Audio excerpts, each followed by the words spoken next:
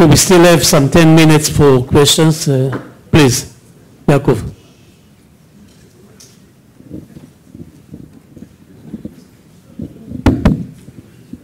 Thank you very much.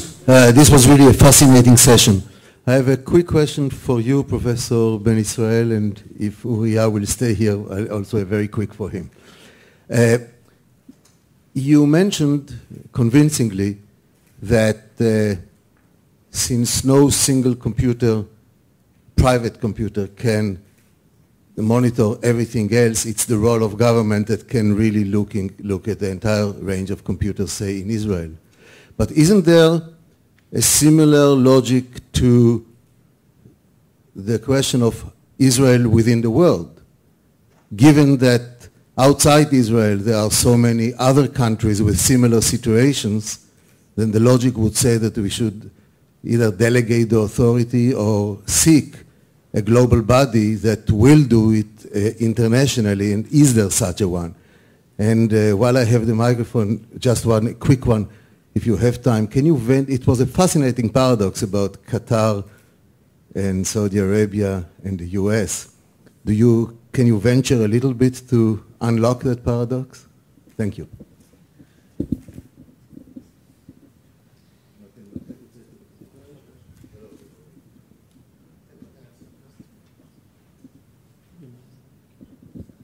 I'll be very short. You are right. And therefore, since cyber attacks by nature are international, therefore the importance of international cooperation here is much bigger than in usual crime. But by the way, it's a very good idea to compare cyber attacks to the way we treat crime. I mean, we need some Interpol, Internet Interpol, Inter-Square Pol, something like this. We need international cooperation. Otherwise, we will be able to trace it only to the next border.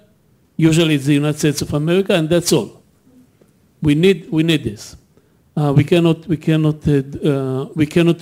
will never have the authority to do something actively or proactively in the computers which are not inside Israel.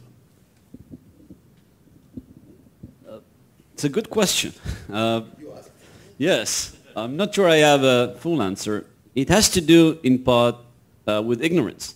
I don't think there is enough scholarship and enough knowledge on the damage that Saudi Arabia and Qatar are doing to Western interests.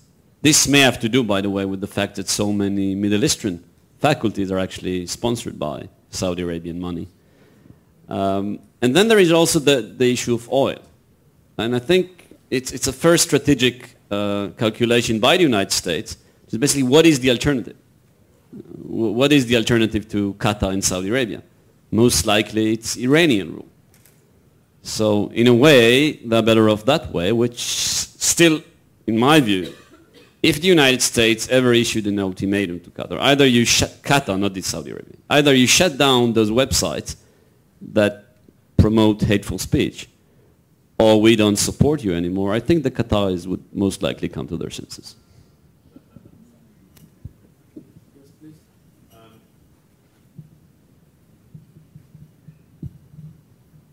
Dr. Shavit, I love the way you ended, but how does Russia and China play into this at all?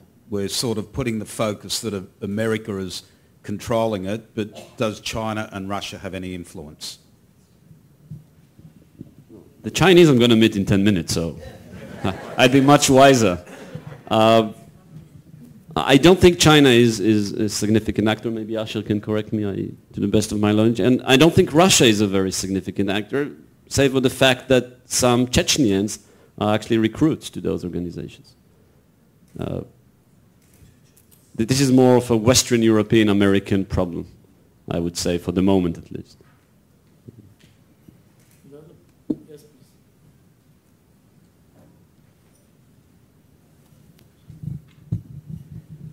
With a fantastic information about the Middle East. only one country was missing, Israel. What about the perspectives?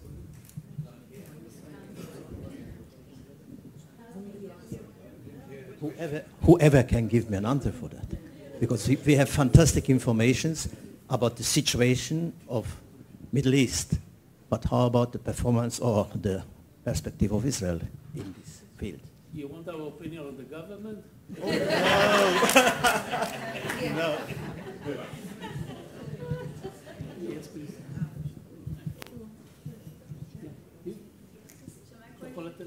Hi. I just wanted to follow on. I just wanted to follow on. Oh, is someone else? I just wanted to follow on a comment from the last one about Russia's involvement. Does not their arms sales to Iran interact with the United States' current negotiations? I mean, does that have no impact?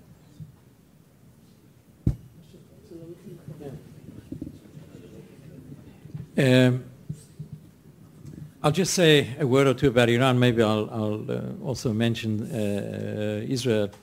The arms sales to Iran naturally have a lot to do with the negotiations with the United States, and the arms sales are focused on particularly on Iran's aerial defenses, which is very much against a potential US or Israeli attack, and strengthens the Iranian negotiating position. But I think that it is critical for the United States. First of all, it's critical for Israel to cooperate with the United States rather than to confront the United States. And once Israel can come to some kind of understanding with the United States first on what a better deal with Iran is one thing.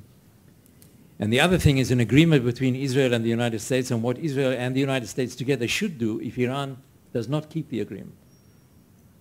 And I think that is much more important for Israel, particularly in light of these connections between Russia and Iran, than trying to beat Obama in US politics. That I think is completely off the wall.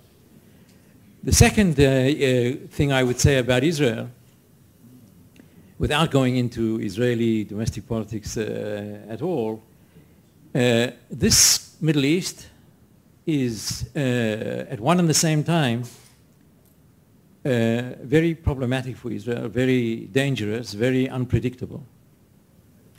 But it is also a great opportunity. And Israel must weigh the risks and the opportunities and not only moan and groan about the risks all the time.